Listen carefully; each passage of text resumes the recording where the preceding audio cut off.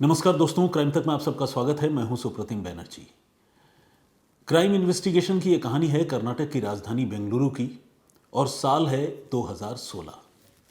Intel में software professional के तौर पर काम करने वाली निधि शर्मा बेंगलुरु के एक पॉश इलाके वृंदावन लेआउट में महावीर किंग पैलेस के नाम से एक अपार्टमेंट के एक फ्लैट में रहा करती थी। और निधि इस फ्लैट में अकेली नहीं रहती थी, बल्कि उसके साथ उसकी एक फ्लैटमेट भी थी जो वहीं रहती थी और उसका नाम था कुसुमलता सिंगला। निधि की तरह कुसुमलता सिंगला का ताल्लुक भी करियर वाइज सॉफ्टवेयर इंडस्ट्री से था। वो आईबीएम में सॉफ्टवेयर इंजीनियर के तौर पर काम करती थी। यानी दो सॉफ्टवेयर प्रोफेशनल एक फ्लैट में फ्लैटमेट के तौर पर रहा करते थे। 19 जनवरी 2016 की शाम को निधि शर्मा अपने काम के सिलसिले में अपने घर से अपने फ्लैट से बाहर थी। जब वो 7:30 बजे शाम को घर लौटी तो वो ये देखकर ठिठक गई कि फ्लैट के दरवाजे पर कुछ खून की बूंदें पड़ी हुई हैं। उसने ऐसे तो उसे घबराहट हो रही थी, लेकिन उसने थोड़ी हिम्मत जुटाई और वो अंदर गई। जब वो अंदर गई तो डर के मारे उसके मुंह से चीखें निकल गई, क्योंकि उसने देखा कि अंदर उसकी फ्लैटमेट कुसुमलता की लाश पड़ी है और पास में कुछ खून के छींटे और पड़े हुए हैं। वो चीखती हुई बाहर आई और बाहर आकर उसने उस अपार्टमेंट के जो सिक्योरिटी गार्ड्स हैं उनको इस सीन के बारे में, इस मंजर के बारे में जानकारी दी। सिक्योरिटी गार्ड्स फौरन फ्लैट में पहुंचे और उन्होंने देखा कि वाकई निधि जो कह रही है बात वही है। अंदर खून के छींटे भी थे और निधि की फ्लैटमेट कुसुमलता सिंगला मृत हालत में फर्श पर पड़ी हुई थी। अब आसपास के लोग वहां जमा हो गए।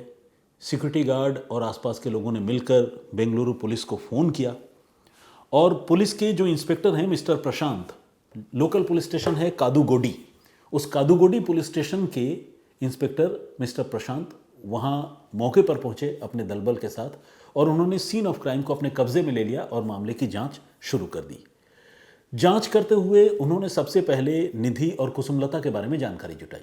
निधि के बारे में ये पता चला कि वो इंटेल में सॉफ्टवेयर प्रोफेशनल है। कुसुमलता के बारे में ये पता चला कि वो आईबीएम में सॉफ्टवेयर इंजीनियर के तौर पर काम करती है। और ये भी पता चला कि इस फ्लैट में निधि पहले से रहती थी और निधि ने तकरीबन 2.5 से 3 महीने पहले अखबार में एक इश्तिहार दिया था, एक एडवर्टाइजमेंट दिया था, जिसमें उसने कहा था कि उसे एक फ्लैटमेट की दरकार है। कोई अगर फ्लैट शेयर करना चाहे तो वो साथ में रह सकती है। कुसुमलता को भी फ्लैट की ज़रूरत थी। वो भी किसी दूसरे शहर से शिफ्ट होकर बेंगलुरु आई थी, तो उसने निधि शर्मा से कांटेक्ट किया। दोनों में बात बन गई और दोनों ने ये फ्लैट शेयर कर लिया और दोनों अब साथ ही रहते थे। अब पुलिस ने निधि से कुसुमलता के बारे में पूछना शुरू किया। ये जानना चाहती थी पुलिस कि कुसुमलता के रिश्तेदार कौन हैं, क्या कोई यहाँ आता जाता है, दोस्त कौन है, कहाँ की रहने वाली है। लेकिन निधि शर्मा को कुसुम के बारे में ज़्यादा कोई भी जानकारी नहीं थी। बल्कि निधि से बात करने के बाद पुलिस ने ये रियलाइज़ किया, ये महसूस किया कि निधि और कुसुम फ्लैटमेट तो ज़रूर थे, उनका मिलना जुलना भी होता था, साथ में कुछ चीज़ें कभी शेयर भी करते थे, लेकिन अपनी जो पर्सनल लाइफ है उसे लेकर दोनों बड़े सीक्रेटिव थे और रिजर्व थे। दोनों एक दूसरे से अपनी पर्सनल लाइफ के बारे में कोई बातचीत नहीं करते थे। यही वजह है कि निधि को कुसुमलता के बारे में कोई जानकारी नहीं थी कि उसका किनसे मिलना जुलना है, कहाँ उठना बैठना है, नाते रिश्तेदार कौन है। और यही वो वजह थी कि निधि कुसुम की मौत के बारे में भी पुलिस को कोई खास सुराग नहीं बता पाई, नहीं दे पाई। अब पुलिस ने इस मामले की छानबीन, इस मामले की जांच शुरू की तो कुसुम के बारे में जो भी इनिशियल जानकारी मिली उससे पुलिस को ये पता चला कि कुसुम जो है वो मैरिड है, लेकिन वो तलाकशुदा है, डाइवोर्सी है और वो अकेली रहती है। कुसुम के बारे में जब पुलिस ने और जानकारी जुटाई तो पता चला कि वो मूल रूप से पंजाब की रहने वाली है और तकरीबन 6 महीने पहले वो बेंगलुरु आई है। इससे पहले वो गाज़ियाबाद में रहती थी और दिल्ली एनसीआर में ही जो आईबीएम के यूनिट्स हैं या आईबीएम का ऑफिस है वहाँ पर वो काम करती थी, लेकिन उसका ट्रांसफ़र हो गया था। तो 6 महीने पहले वो बेंगलुरु पहुँची थी और बेंगलुरु में कहीं और रह रही थी, लेकिन 3 महीने पहले वो निधि शर्मा के साथ इसी महावीर किंग पैलेस अपार्टमेंट में शिफ्ट हो गई थी।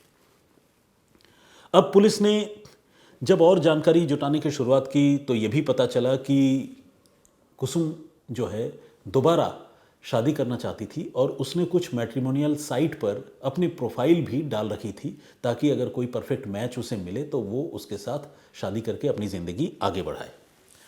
ये तो रही कुसुम के पर्सनल लाइफ की बात, जिसके बारे में पुलिस छानबीन कर रही थी, तफ्तीश कर रही थी। सीन ऑफ क्राइम की अगर बात करें तो सीन ऑफ क्राइम पर खून के छींटे ज़रूर थे, लेकिन ये कत्ल किसी तेज़ धार हथियार से नहीं हुआ था, बल्कि मौके पर ही लैपटॉप का चार्जर पड़ा हुआ था, जिसे देखने से ये क्लियर था कि कुसुम लता की हत्या भी लैपटॉप के चार्जर से गला घोंटकर की गई थी। अब आपके मन में ये सवाल हो सकता है कि खून के छींटे कहाँ से आए, तो उसका जवाब यह है कि कई बार इस तरह के स्ट्रैंगुलेशन के मामले में ब्लड वेसल्स फट जाते हैं और खून जो है नाक और मुंह से भी बाहर आने लगता है। प्लस जब किसी की हत्या की जाती है और अगर मरने वाला शख्स नशे में ना हो तो वो विरोध भी करता है, तो वहाँ पर छीना झपटी धक्का मुक्की होती है, तो कई बार चोट लगने की सूरत में भी खून निकलता है और खून के छींटे बिखरे हुए होते हैं। तो सीन ऑफ क्राइम कुछ ऐसा ही था, खून के छींटे ज़रूर थे, लेकिन किसी तेज़ धार हथियार से कुसुम लता का कत्ल नहीं हुआ था। एक जीन्स भी उसी मौके पर पड़ी हुई थी, जो जीन्स शायद निधि शर्मा की थी और वो उसमें भी खून के छींटे थे, जिसे कातिल ने मोड़ कर एक कोने पर फेंक रखा था। पुलिस ने जब जांच शुरू की तो पुलिस ने यह भी रियलाइज़ किया कि कुसुम लता का मोबाइल फ़ोन गायब था, यानी कातिल जो भी था कुसुम का फ़ोन लेकर चला गया था। लेकिन अब सबसे बड़ा सवाल ये था कि एक गेटेड सोसाइटी, यानी जिसमें प्रॉपर गेट लगा हो, सिक्योरिटी गार्ड्स बैठे हुए हों, सीसीटीवी कैमरे लगे हुए हों, बहुत विजिलेंट जहाँ की व्यवस्था हो, वहाँ पर कोई आदमी इस तरह से किसी के घर में घुसकर कत्ल करके चला जाए, ऐसा कैसे हो सकता है? तो पुलिस को भी इस कैसे का जवाब जानना था। तो पुलिस ने तफ्तीश करते हुए इस सोसाइटी के सिक्योरिटी गार्ड से बातचीत करने और गेट पे जाकर इस मामले को इन्वेस्टिगेट करने का फैसला किया। पुलिस की टीम गेट पर पहुंची और गेट में जो सीसीटीवी कैमरे लगे हैं, पुलिस ने उन कैमरे की सीसीटीवी फुटेज को भी एग्जामिन करना शुरू किया और गेट में जो भी आगंतुक होते हैं, आने जाने वाले लोग होते हैं, उनका नाम नंबर वगैरह सिक्योरिटी गार्ड्स लिख कर रखते हैं, तो पुलिस ने उसे भी चेक किया। तो पुलिस को जानकारी ये मिली कि दोपहर को 12:20 पर सुखबीर सिंह नाम का एक आदमी महावीर किंग पैलेस में एंटर हुआ था और ये आदमी निधि शर्मा और कुसुम लता का जो फ्लैट है वहाँ जाने के इरादे से आया था। इसने बाकायदा जो सिक्योरिटी गार्ड्स के पास जो रजिस्टर होता है उसमें अपना नाम भी लिखा था, सुखबीर सिंह, और सुखबीर सिंह ने अपना मोबाइल नंबर भी लिखा था और रीज़न फॉर विजिट में उसने लिखा था पर्सनल। इसके अलावा पुलिस ने सीसीटीवी कैमरों की फुटेज देखी तो सीसीटीवी कैमरे में उसका चेहरा भी साफ साफ दिख रहा था। लेकिन जब पुलिस ने आसपास के लोगों से, सिक्योरिटी गार्ड से, वहाँ रहने वाले लोगों से सुखबीर के बारे में पूछताछ की, यहाँ तक कि निधि शर्मा से भी पूछताछ की, कुसुम के फ्लैटमेट से तस्वीरें दिखाई, तो कोई भी इस लड़के को, इस आदमी को पहचान नहीं पाया। यानी सुखबीर को चेहरे से तो लोग देख रहे थे सीसीटीवी कैमरे में, लेकिन कोई ऐसा नहीं था जो कहता कि हाँ मैं तो इसे जानता हूँ। तो सुखबीर की कोई पहचान किसी को नहीं पता थी। अब पुलिस के पास इस मामले की तफ्तीश को आगे बढ़ाने का एक ही जरिया था कि वो पता करे कि वो मोबाइल नंबर सुखबीर ने जिसकी एंट्री वहाँ की थी, वो मोबाइल नंबर जो है कहाँ पर इस वक्त है, उसकी लोकेशन क्या है और वो कहाँ से चलकर यहाँ आया है, किस जगह से आया है, उस मोबाइल नंबर के ज़रिए पुलिस ही पता करे। तो जो मोबाइल नंबर रजिस्टर पर एंटर किया हुआ था, पुलिस ने उस नंबर पर फ़ोन लगाया और ये देखने की कोशिश की कि नंबर कहाँ है, उसको फ़ोन उठाने वाला शख्स कौन है। तो वो नंबर जो है वो लगातार स्विच ऑफ आ रहा था। अब पुलिस ने उसकी सीडीआर निकलवाई और सीडीआर निकालने के बाद पुलिस को झटका लगा। झटका इसलिए लगा क्योंकि वो फ़ोन नंबर बेसिकली डिफंक्ट था, काफ़ी समय से एक्टिव ही नहीं था। तो जब फ़ोन नंबर ही डिफंक्ट था, एक्टिव नहीं था, तो सीडीआर पुलिस निकाल भी लेती तो उसकी लास्ट लोकेशन और वहाँ पर आते वक्त के लोकेशन और फिर वहाँ से भागने के बाद कहीं और उस फ़ोन के एक्टिव होने का तो कोई सवाल ही नहीं था। तो एक तरह से देखा जाए तो तफ्तीश मोबाइल फ़ोन के मामले में एक डेड एंड पे जाकर, यानी एक आखिरी छोर पर जाकर थम गई, रुक गई। अब इस मामले की जांच कर रही पुलिस के लिए थोड़ी मुश्किल खड़ी हो गई कि वो आगे कैसे बढ़े। लेकिन पुलिस को निधि शर्मा से कुसुम लता का मोबाइल नंबर मिल गया। अब जब कुसुम लता का मोबाइल नंबर मिल गया तो पुलिस ने ये जो सुखबीर नाम के आदमी का मोबाइल नंबर था उसकी सीडीआर निकालकर पुलिस को कुछ खास तो पता नहीं चला, लेकिन जब कुसुमलता का मोबाइल नंबर मिला तो पुलिस ने कुसुमलता का सीडीआर निकाला और उसे चेक किया।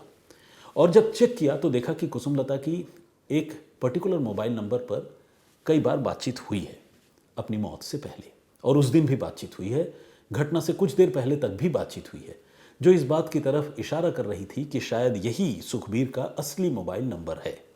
पुलिस ने उस नंबर को बड़ी खामोशी से सर्विलांस पर डाल दिया, चुपके से सर्विलांस पर डाल दिया, और ये देखने लगी कि ये मोबाइल नंबर कहाँ पर एक्टिव है। तो पुलिस को पता चला कि वो दिल्ली एनसीआर के पास ही जो फरीदाबाद है, और फरीदाबाद के पास एक जगह है पलवल, पलवल के गांव में वो नंबर एक्टिव है। यानी पुलिस जब तफ्तीश कर रही थी तो पुलिस को ये पता चला कि सुखबीर नाम का जो आदमी कुसुमलता के घर आया था वो इस वक्त फरीदाबाद के पास पलवल में है। बेंगलुरु पुलिस की एक टीम अगले ही दिन फ्लाइट से पलवल के लिए निकल गई और पलवल के उस गांव में पहुंची जिस गांव में सुखबीर के मोबाइल फ़ोन की लोकेशन नज़र आ रही थी। सुबह के तकरीबन 5:30 बजे थे। पुलिस को पिन पॉइंट लोकेशन पता चली, पुलिस ने दबिश डाली और सुखबीर को उसके घर से दबोच लिया। वो वहाँ इत्मीनान से सो रहा था जो 24 घंटे पहले बेंगलुरु में एक लड़की का कत्ल करके आया था। पुलिस ने अब सुखबीर को पकड़ा, उसे दबोचा और उससे पूछताछ शुरू की। पुलिस के पास ऑलरेडी सुखबीर के सीसीटीवी फुटेज थे। पुलिस ये भी कंफर्म करना चाहती थी कि यही वो आदमी है या नहीं। तो पुलिस के लिए ये बात कंफर्म थी कि हाँ यही सुखबीर है, नाम उसने सही लिखा था और उसका चेहरा हूबहू उस सीसीटीवी फुटेज में दिखने वाले शख्स से मिलता था। तो मोबाइल फ़ोन की लोकेशन और मोबाइल फ़ोन के ज़रिए उसकी गिरफ्तारी हुई वो तो एक अलग बात है, लेकिन सीसीटीवी कैमरे की फुटेज के साथ उसका चेहरा जिस तरह से रिजम्बल कर रहा था, मिल रहा था, वो भी इस बात की तस्दीक कर रहा था कि पुलिस ने किसी गलत आदमी को नहीं पकड़ा है। अब जब सुखबीर को पुलिस ने पकड़ लिया तो पता चला कि ये भी एक सॉफ्टवेयर इंजीनियर है जो याहू और एसेंचर जैसी कंपनीज़ में काम कर चुका है और बेंगलुरु में रह भी चुका है। उसकी उम्र तकरीबन 28 साल की थी। सुखबीर के बारे में जब और पूछताछ हुई, जानकारी जुटाई गई तो पता चला कि वो पहले से शादीशुदा है और उसके बच्चे भी हैं, 2 बच्चे हैं। पता चला कि उसके ऊपर बहुत सारा लोन भी है। कई लोग अपनी personal life, family life proper तरीके से प्लान नहीं कर पाते हैं, बहुत ज़्यादा लोन के दलदल में, चक्रव्यूह में फंस जाते हैं, तो सुखबीर भी उन्हीं लोगों में था। अब सवाल ये था कि सुखबीर का कुसुमलता से क्या रिलेशन, और सुखबीर ने वो कुसुमलता के पास बेंगलुरु क्यों पहुंचा, कुसुमलता ने क्यों अपने घर में उसे एंट्री दे दी और क्यों सुखबीर ने उसका कत्ल कर दिया, ये एक बहुत बड़ा सवाल था। तो पुलिस ने अब इस सवाल का जवाब जानने के लिए सुखबीर से पूछताछ शुरू की और सुखबीर ने जो कहानी सुनाई वो बड़ी शॉकिंग थी, बड़ी हैरान करने वाली थी। अब वो कहानी आप सुनिए। सुखबीर, जैसा कि मैंने आपको बताया कि उसे पैसों की तंगी थी और बहुत सारा लोन था, तो उसने ये तय किया था कि वो किसी अमीर महिला को या अमीर लड़की को अपने प्रेम जाल में फंसाएगा और उससे वो रुपए पैसे वसूलेगा और अपने कर्ज से वो मुक्ति पाएगा। ये उसका एविल डिज़ाइन था, यानी शैतानी शातिर थी, मतलब शातिराना चाल थी। तो इसी प्लान के मुताबिक न्यू ईयर पर, यानी 31 दिसंबर 2015 और 1 जनवरी 2016 के बीच, यानी न्यू ईयर के मौके पर, सुखबीर जो है वो अलग अलग सोशल मीडिया हैंडल पर अलग अलग लड़कियों की प्रोफाइल पर रैंडमली विज़िट कर रहा था और उन्हें फेसबुक मैसेंजर के ज़रिए और दूसरे सोशल मीडिया हैंडल्स के ज़रिए हैप्पी न्यू ईयर के मैसेजेस भेज रहा था। और ये बेसिकली किसी लड़की को फांसने की उसकी एक रैंडम कोशिश थी। यूं ही जिसकी भी तस्वीर अच्छी लगा कि हाँ ये अमीर लग रही है, उसे हैप्पी न्यू ईयर भेज दिया। तो 31 दिसंबर 2015 की रात को उसने फेसबुक पर कुसुमलता सिंगला का प्रोफाइल देखा। कुसुमलता की तस्वीर काफ़ी अच्छी लगी हुई थी, उसको लगा कि कुसुमलता उसकी प्रोबेबल शिकार बन सकती है। उसने कुसुमलता को हैप्पी न्यू ईयर भेज दिया। वो चूँकि बेंगलुरु में रह भी चुका था तो उसको लगा कि अगर कुसुमलता से दोस्ती हो जाए तो बेंगलुरु एक ऐसा शहर है जहाँ जिसके बारे में उसे आइडिया है, तो वो कुसुमलता से मिल भी लेगा। और कुसुमलता, जैसा कि मैंने आपको बताया कि वो एक तलाकशुदा महिला थी और अपनी ज़िंदगी आगे बढ़ाने के लिए किसी को ढूंढ रही थी, तो कुसुमलता को जैसे ही उस रैंडम नंबर से सुखबीर का हैप्पी न्यू ईयर मैसेज आया, कुसुमलता ने उस हैप्पी न्यू ईयर मैसेज पर रिवर्ट किया और उसको विश किया अपनी तरफ से। इसके बाद दोनों के बीच में चैटिंग की शुरुआत हुई और फिर बातचीत की शुरुआत हो गई। कुसुमलता सुखबीर से मिलना चाहती थी, उसके मन में क्यूरियोसिटी थी और वो चाहती भी थी कि अगर सुखबीर अच्छा लड़का हो तो उससे शादी कर लें। और सुखबीर के मन में ये था कि कुसुमलता को फांस कर प्रेम प्यार की कहानियाँ सुनाकर उससे पैसे वसूलेंगे। शादी करने का उसका कोई इरादा नहीं था। तो खैर, बातें हालांकि सुखबीर ने भी शादी करने की थी। अब जब सुखबीर कुसुमलता से बातचीत करने लगा तो कुसुमलता ने उसको इनवाइट किया कि बेंगलुरु आओ, कभी मिलते हैं, बात करते हैं। कुसुम को यह भी पता था कि निधि कब काम पर जाती है और कब वापस लौटती है, तो कुसुम के पास काफ़ी वक्त था डे आवर में। 19 जनवरी के दिन उसने सुखबीर को अपने घर बुलाया। सुखबीर फ्लाइट लेकर दिल्ली से बेंगलुरु पहुंचा। बेंगलुरु में महावीर किंग पैलेस के उस अपार्टमेंट में पहुंचा जहां कुसुम रहती थी और गेट से कुसुम से बात की, अपना डिटेल ब्यौरा उसमें दर्ज करवाया। हालांकि मोबाइल नंबर उसने गलत दिया और फिर कुसुम के फ्लैट में पहुंच गया। लेकिन वहां जाकर सुखबीर को थोड़ा थोड़ा झटका भी लगा। कुसुमलता की प्रोफाइल पिक्चर जैसी थी और सोशल मीडिया पर वो जैसी लग रही थी, सुखबीर को हकीकत में कुसुम वैसी नहीं लगी। तो फिर वो अब बहुत जल्दी कुसुम से पीछा छुड़ाना चाहता था, लेकिन उसे यह भी लग रहा था कि मैं इतने पैसे खर्च करके बेंगलुरु से आया हूँ, मेरे ऊपर इतना कर्ज है, अगर मैं ऐसे ही खाली हाथ चला गया तो कैसे काम बनेगा। तो वो कुसुम को लूटना चाहता था। उसने प्लानिंग कर ली थी और इसी प्लान के तहत 12:20 पर उसकी एंट्री हुई थी। थोड़ी देर वो बैठा, कुसुम के साथ उसने बातें की और उसके बाद वो अपनी असलियत पर उतर आया। उसने कुसुम से उसको डरा धमका कर उसका मोबाइल फ़ोन ले लिया और ये भी चेक किया कि मोबाइल फ़ोन में उसका सिग्नेचर कहीं है या नहीं है। मोबाइल फ़ोन में कुसुम का सिग्नेचर कहीं था, उसका फ़ोटोग्राफ था, तो वो भी उसने इंश्योर कर लिया कि हाँ, सिग्नेचर का फ़ोटोग्राफ भी है। चेकबुक ले ली लूटपाट करते हुए और एटीएम कार्ड भी उसका ले लिया। इस तरह सुखबीर ने कुसुमलता की तमाम कीमती चीज़ें, एटीएम कार्ड, चेकबुक, ये सारी चीज़ें लूट ली। यहाँ तक कि एटीएम का पिन कार्ड भी उससे ले लिया और फिर उसी के फ्लैट में जो लैपटॉप का चार्जर था, उस चार्जिंग केबल से गला घोंट कर उसकी जान ले ली। इसके बाद तफ्तीश जब आगे बढ़ी पुलिस की तो पता चला कि लूटपाट करने के बाद वो बेंगलुरु के एक मॉल में भी गया और वहाँ से उसने अपने लिए शॉपिंग की। उसके पास कुसुमलता का तकरीबन सारा पैसा आ चुका था क्योंकि चेकबुक उसके पास था, कुसुमलता का सिग्नेचर उसको पता था। वो फोर्ज करके उसने उससे हज़ारों रुपए निकाले भी और फिर उसी दिन उसने कुसुमलता के पैसों से ही फ़्लाइट की टिकट बुक कराई कत्ल करने के बाद और मुंबई होते हुए वो दिल्ली आ गया और दिल्ली से फरीदाबाद अपने घर जाकर आराम से सो गया।